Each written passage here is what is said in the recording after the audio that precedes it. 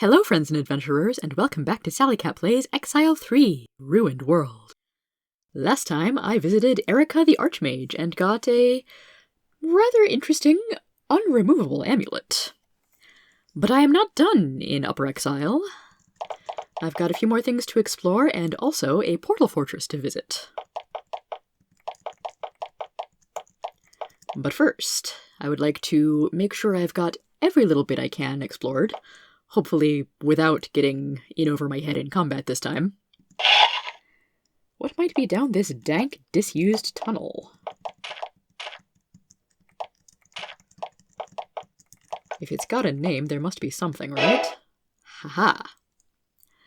While exploring this seldom-used tunnel, you find a section of floor where the mold has small boot prints in it. There are also dried spots of what looks like blood. You follow the tracks for a while, but they fade out. Interesting. Interesting indeed. At the end of the corridor, you find the extensively decomposed remains of a large goblin. Interestingly, its short sword is not the usual crude goblin craftsmanship, but well made out of actual metal. Potentially something that could have been useful several levels ago.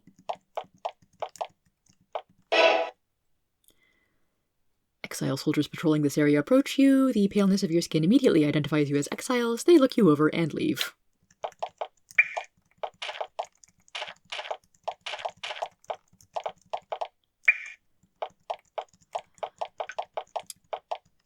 Another odd little corridor with a secret passage at the end of it.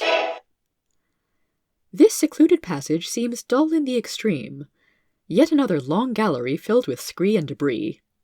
The only odd details are the piles of cave rat droppings, and even they look old. Even the glowing roof fungus that lights these caves is sparse here.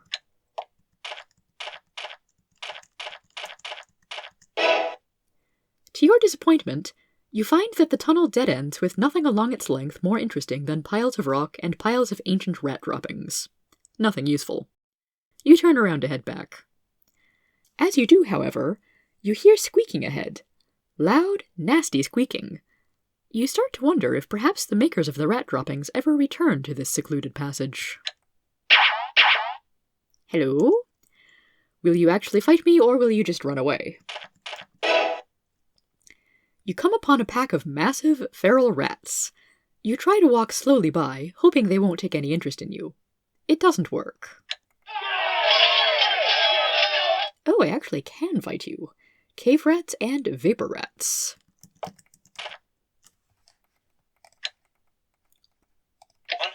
Also, I'm going to use this as an opportunity to get Peridot some more kills.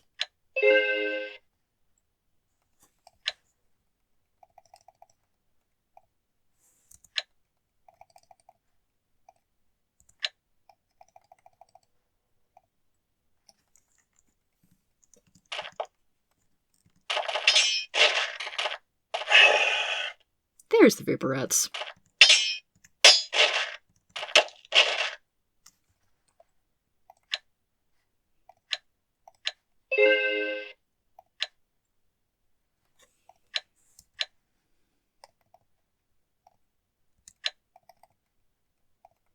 There it is. I'm not sure if I've gotten vapor rat scribe. Yeah, breathe gas. Smells bad. Ooh. Very nice. So Peridot is now equipped with the Ravage Knife, and with Double Blessing, she's doing pretty good damage.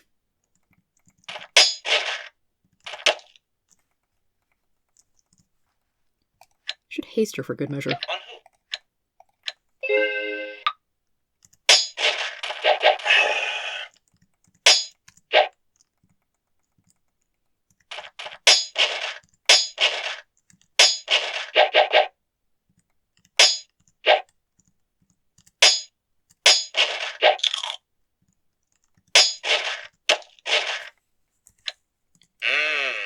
Delicious rat steaks.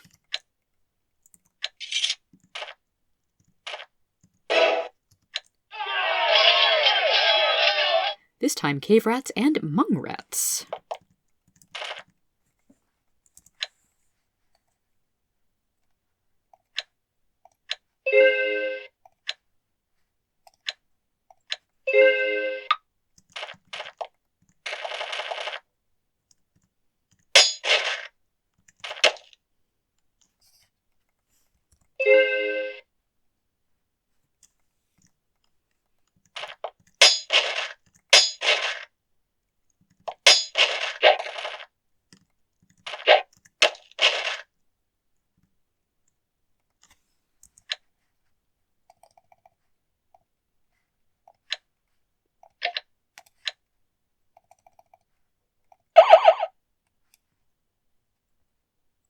And Mungrat just has a chance to poison on biting, and is immune to poison itself.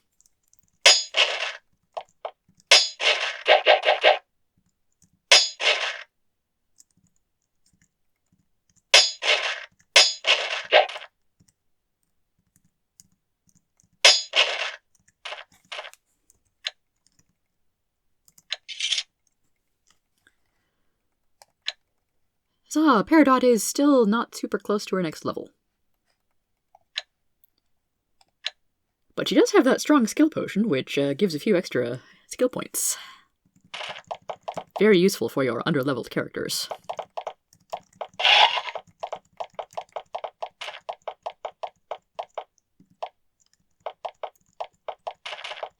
Apparently I'm strong enough that the Nephilim will flee.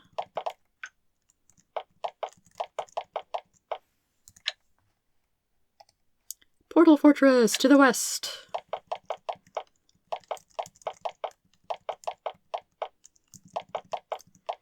I think there's something along one of these river branches that I can only get to by boat. Might have to go do that later. It may or may not actually be interesting enough to show off on screen.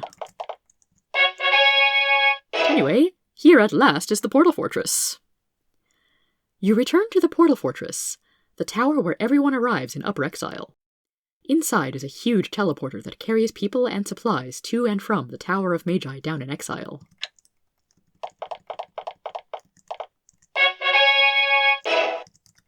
Did not actually mean to... Oh! Did not mean to exit the map there, and turns out I can walk through these stalagmites.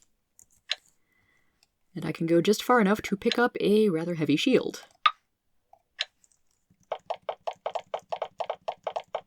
Is it a very good shield? I kinda doubt it. But we'll find out.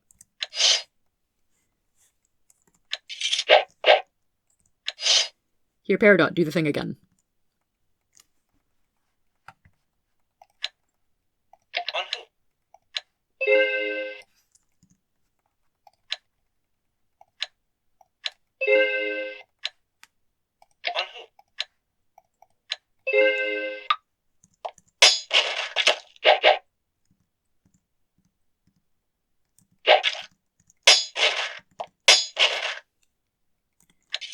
Okay, I've dispatched 3 cave rats, and that gave me a whopping 9 XP points. Ooh.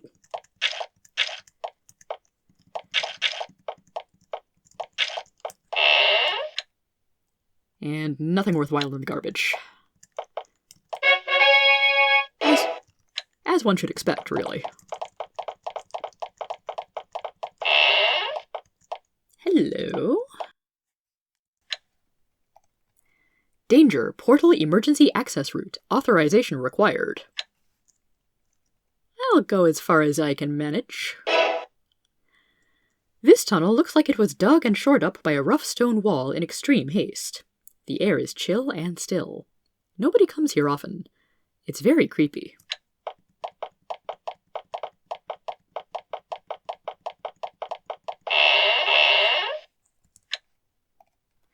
Portal emergency access route control. Class D protection required. Pressing button is a bad idea.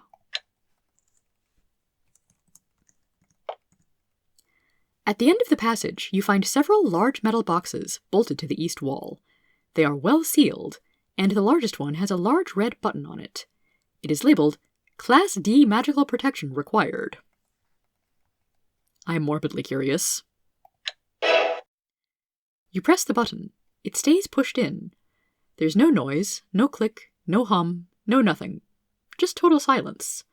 You get a very bad feeling and make a break for it. You get halfway down the long corridor. The explosion blows through 30 feet of rock, creating a new tunnel leading into the chamber with the portal. The blast also shatters every bone in your bodies and turns your flesh to liquid. Whatever magical protection you needed, you didn't have it. Oh hey, my first total party kill of this game. Alas, the cruel forces that are ravaging your world have claimed a new set of victims. In this case, the cruel forces that ravaging the world being pure stupidity. Anaximander greets the news of your demise with sadness, and then starts the search for a new group of adventurers. The plagues of monsters must be ended if the exiles are ever to return to the surface. Care to take another shot? Yeah, let's not do that.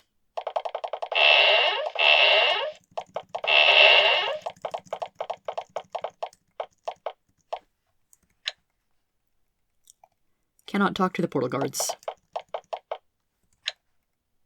Can talk to this guy, Tor. You meet an aging, grizzled old veteran. He walks ceaselessly through the fort, appraising the supplies, soldiers, walls, and everything else with a long practiced eye. He extends a calloused hand. Call me Tor. Supplies are my life. He grins proudly. Yep, farmed for a while, but looking after goods is something I've always had a knack for. Tough work. Disease, Nephilim, salamanders, just for a few mushrooms. Major pain. Sold the farm to the field hands and left it at that.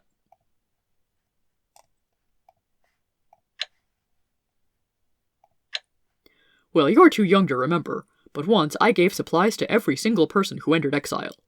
They teleported down, and I gave them a knife and some food to get them by until they found work. It was good work. And this is good work too. Really appropriate, I mean. Well, once I gave supplies to everyone who came down from the surface. Now I take care of the goods for everyone coming up. Symmetry, you know? That's a really nice little callback.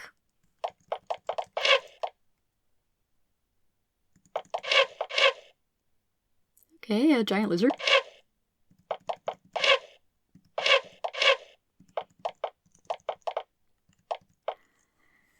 I wonder if soon I will find a pen of, giant lizard remains. Guess you gotta slaughter your livestock somehow, right? Administration and unspecified services. Oh hey, I'm a member of unspecified services. This room is filled with papers, journals, booklets, maps, schedules, inventories, and people manipulating, studying, reading, writing on, shredding, crying over, and generally dealing with them. This must be where the fort's planning takes place.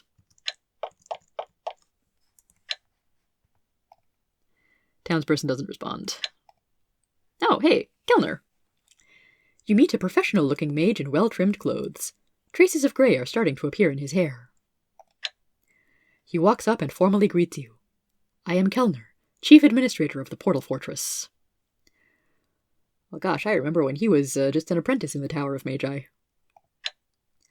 He waves at his surroundings. I coordinate all comings and goings for the Portal Fortress. It's sort of a promotion from my Tower of Magi post. I spent most of my magical career there, first in training, and then as an administrator. I finally got transferred up here, much to my relief. Once, years ago, a mage named Linda performed certain very dark experiments. I trained there at the time, and was able to help some adventurers purge the evil she brought. Later, when I was administrator there, Linda returned, and I sensed that old habits were starting to return. So I pulled strings and came here. It was not a situation I wanted to deal with anymore.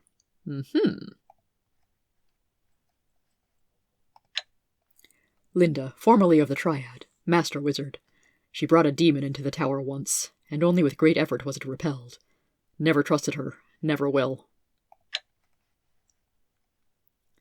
Well, that's a bit grim. How about the Portal Fortress? The passage through which exiles come to the surface, and through which we can sometimes return.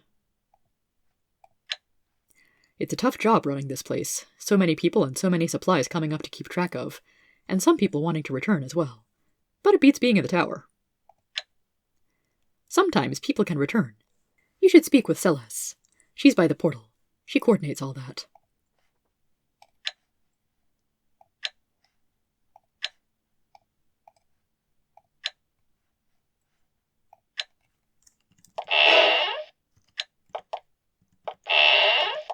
Ooh, tomes. You meet a short, portly man with short blonde hair. His fingers are stained with ink, and it looks like he has several pen cases in his pockets. He holds a pen in his hand now, with an unusual rainbow design on it. Greetings, I am Walner the Sage. Well, as soon as I heard about the surface portal, I came here to see what the fuss is about. Sages are always welcome wherever they go, and while I wait, I study in the library. This library was set up as sort of a briefing area for mages arriving up here, to sort of summarize what we know and what we found. Be sure to look at the books. Some of them are sure to be interesting.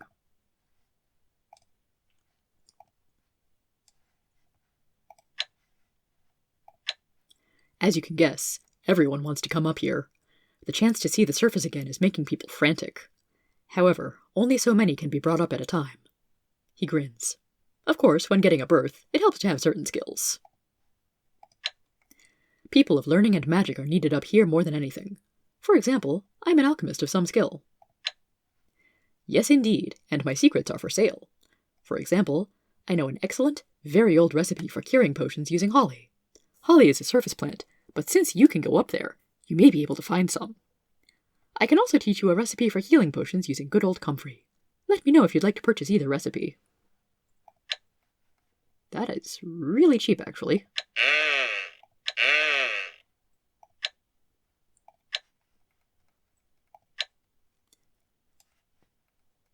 Unfortunately, despite him being a sage, I don't think he can identify anything.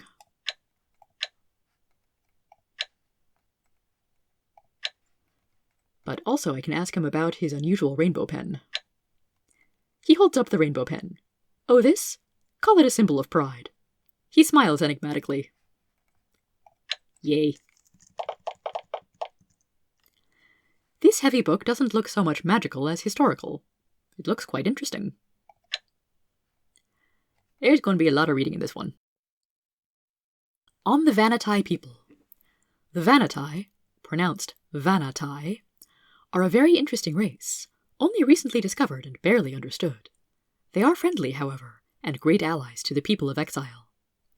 They are purely a people of the caves, living in tunnels far below Exile. They live in ecologies maintained by magic. When they have used up the nutrients of their lands, they hibernate en masse for centuries while the land restores itself. Their magic is powerful, and based on the use and shaping of crystals. Most amazingly, the souls of their most powerful and valued ancestors are brought back in the form of large blue crystals, called crystal souls. It was because of these souls that we first discovered the Vanatai. The Empire learned of them before us, and stole 3 of their crystal souls. A band of brave exile adventurers recovered the souls, proving our good intentions to them. In return, the Vanatai joined our side and helped turn the tide of the Empire War. They have continued to fight at our sides, and to be invaluable allies, and each day we learn more about each other.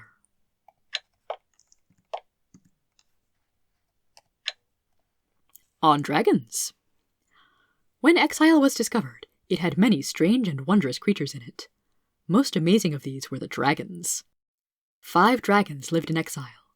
They were siblings, children of a mated pair we know nothing of. Motrax was the eldest, and the best friend of humankind. Alas, he died as the result of wounds suffered during the Empire War. Aww. Most powerful was Sulfurus. She was taken prisoner by the Empire during the Empire War. When exiles rescued her, she slew many Empire soldiers, restored her hoard, and disappeared. Her current location is unknown. Pyrog was the dragon with the most rapacious nature. He had to be slain by humans not long before Hawthorne was assassinated. Athrun is a recluse by nature, and hasn't been heard from for years.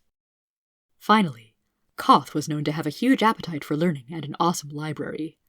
However, he had the ill fortune to be captured by the Empire and forced to aid them with his learning. After the Empire War, he was nowhere to be found. Most mysterious.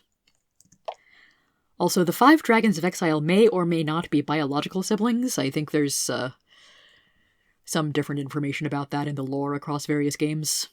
Motrax in particular, I think, would call the younger dragons siblings in terms of being the same species, not necessarily broodmates, but it hardly matters at this point. On the history of Exile. The history of Exile is long and complicated, but may still be easily summarized. It was discovered by Empire magicians several centuries ago. A band of soldiers and great heroes was teleported down to explore this new, wondrous land. This first expedition was slaughtered to a man and woman. Later, the Empire had the idea of using Exile as a dumping ground for undesirables. Misfits and magical creatures alike were sent through a one-way teleporter into Exile. Among these were several powerful mages, all of whom were at the losing end of a political struggle. These were Solberg and Patrick, Roan and Linda, and most importantly, Erica. They imprisoned the demon Greyhoth who ruled the caverns, and formed a nation, which they called Exile as a constant reminder that this was not our true home. Erica, the most powerful of the mages, however, was not content. Her hatred of the Empire was absolute, and she masterminded a plan to assassinate Hawthorne, the brilliant and vicious ruler of the surface world. The result was bloody vengeance. Garzad, master archmage of the surface world, led an invasion force down into Exile. The troops who teleported down waged the Empire War, a conflict that ravaged Exile. Through the help of the Vanatai, however, we won the Empire War and slew the invaders. Our future is now uncertain, but with our new allies, perhaps we may stride boldly forward to a wondrous destiny.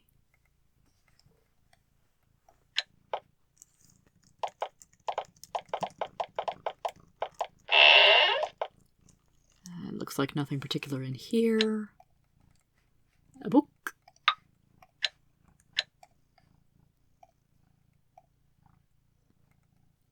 I can't use this book?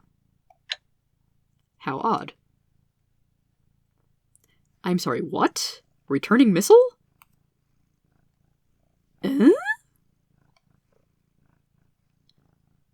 Should I give this to Peridot so she can throw the book at people? This is a sturdy, bound book. Books are uncommon on the surface world, and downright rare in Exile.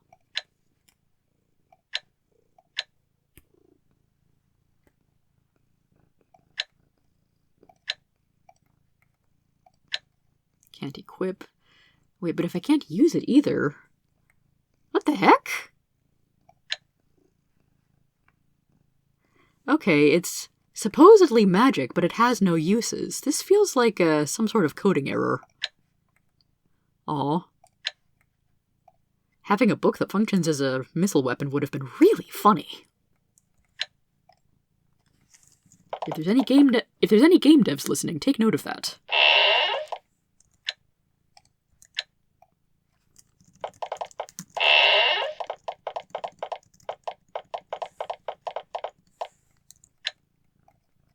Reservoir. Excretion will be dealt with severely. Yeah, I hope you understood that, Miss Garnet. Garnet is currently in my lap, helping record. Crystal shaping chambers. Authorization required. I've got my authorization right here. Magical torches light this chamber. This small laboratory has the still air and thick layer of dust that indicate long disuse. The dust sparkles, however, and the knives, hammers, and other tools indicate what these chambers were used for. This is the crystal shaping chamber. Humans borrowed many magical techniques from the Vanatai, all of them involving various sorts of crystals. You would bet that the huge portal nearby is powered by some sort of crystal, which was probably made here.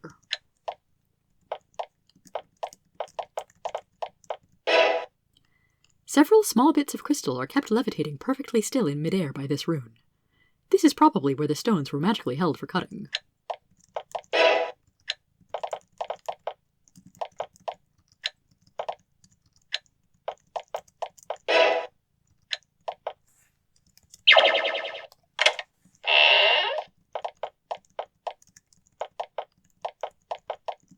And here's the portal itself. You stand before the massive portal. It's easily 4 times your height, and the energy crackling through it is awe-inspiring. I'm not going to enter it just now. I'm not done exploring here. Can I enter it without prior permission? Apparently I can. I'm going to edit this out for spoilers.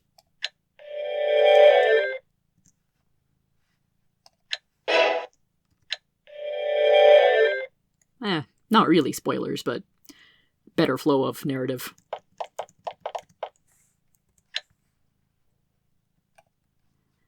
A neatly dressed mage stands between you and the towering pillar of energy that is the surface portal. She holds a thick notebook. The energy of the portal makes her hair stand almost straight up. Welcome, adventurers. I am Celeste, Overseer of the Portal. My title is Portal Overseer. I look after and steer those emerging, and when someone wants to use it, it is I they must give their request to, and I who gives permission. It's a tricky job. So many want to use the portal for so many reasons. Do you wish to request permission to use it? She checks her journal. It says here you're authorized to go down below and receive magical instruction. Go ahead and use the portal when you want, but please, don't overuse your privilege.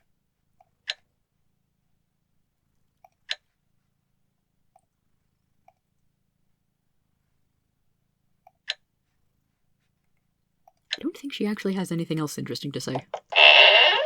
Oh, that was loud. That is what happens when multiple doors are opened at once. To the southwest, you see the portal through which you arrived in Upper Exile. It's 20 feet high, glows fiery red, and makes your face tingle from here. Guards flank it to either side, and a mage with a journal stands in front of it. It was pretty scary going through it the first time.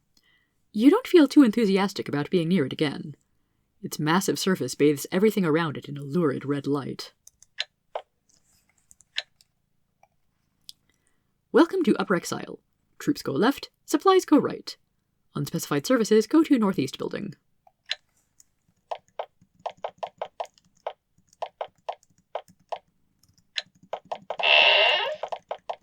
And of course, Tor is hanging out in the supply building. Supplies!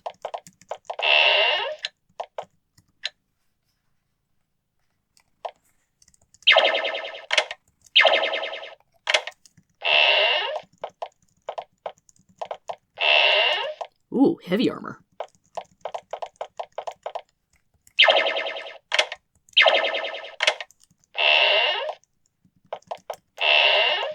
And heavy weapons. And turns out I did not actually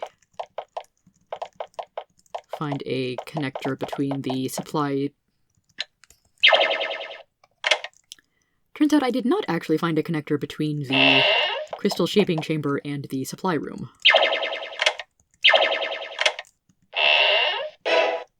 This small guarded area is probably being used to store crystals. Can I walk through the barrier? No, I cannot. Hello?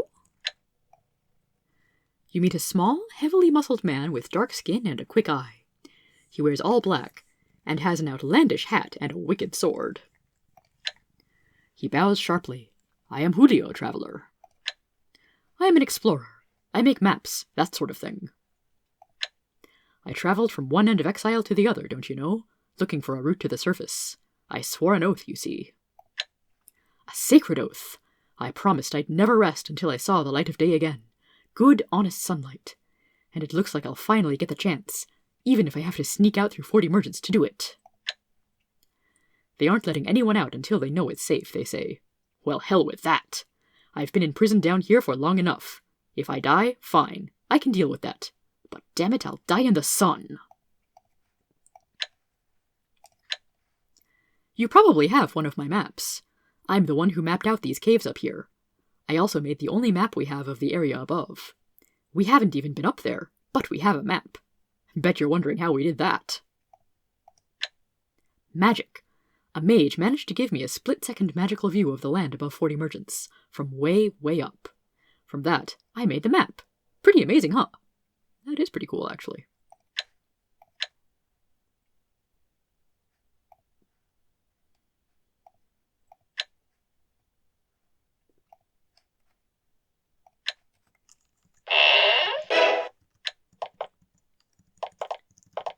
Okay, so crystal storage rooms, I cannot get into them. Certainly not right now. A rather large temporary barracks.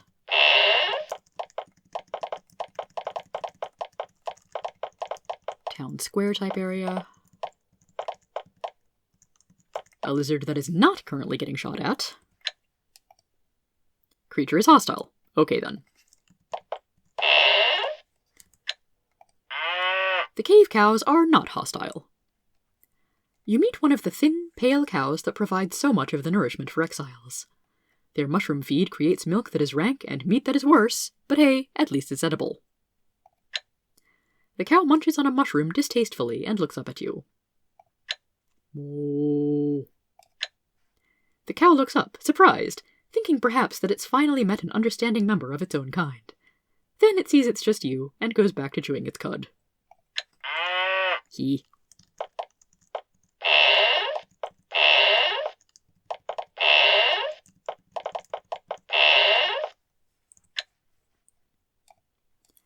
A young female mage sits before you, reading a scroll. She looks irritated at your intrusion. I'm Denise. Leave me alone. Look, what do I have to say or do to get some studying time alone? As if I didn't already have enough problems. She slams her book shut in anger, but not anger at you. I left an amulet down in the Tower of Magi, a valuable focusing aid. They rushed me along to come up here, and I forgot it. Now that bureaucrat Celes won't let me retrieve it, and I can't go on to my post without it. Look, I'm on specified services, like you. I can't talk about it. Come to think of it, I probably shouldn't talk to you. Okay then. May have to keep an eye out for that.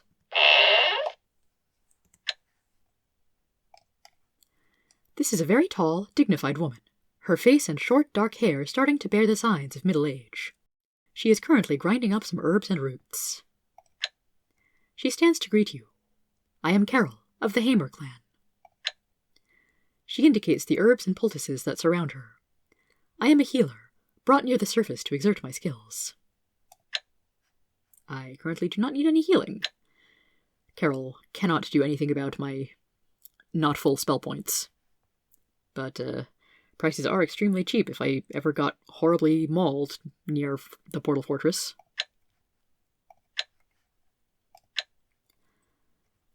My husband and I were brought up to serve here. The work is hard, but satisfying. I am only a little disappointed. My husband Tor looks after the supplies. She smiles. It's what he does best.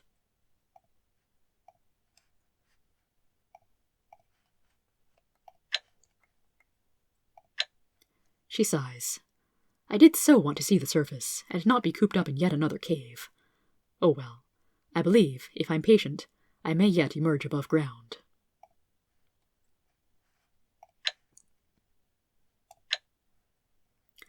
I was brought here to heal the soldiers who may be hurt in upcoming battles. We all hope such battles may be averted, of course, but, well, it's best to be prepared.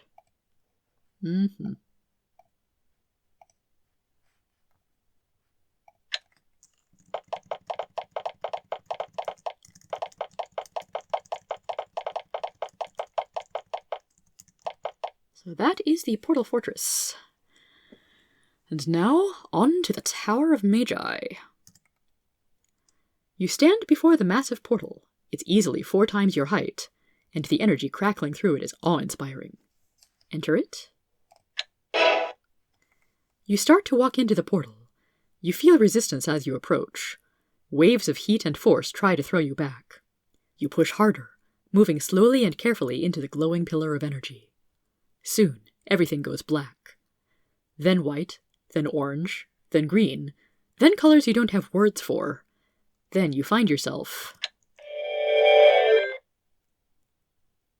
in the Tower of Magi at last, which I'm going to cover in the next episode because my voice really needs a break. Have a good one, everybody.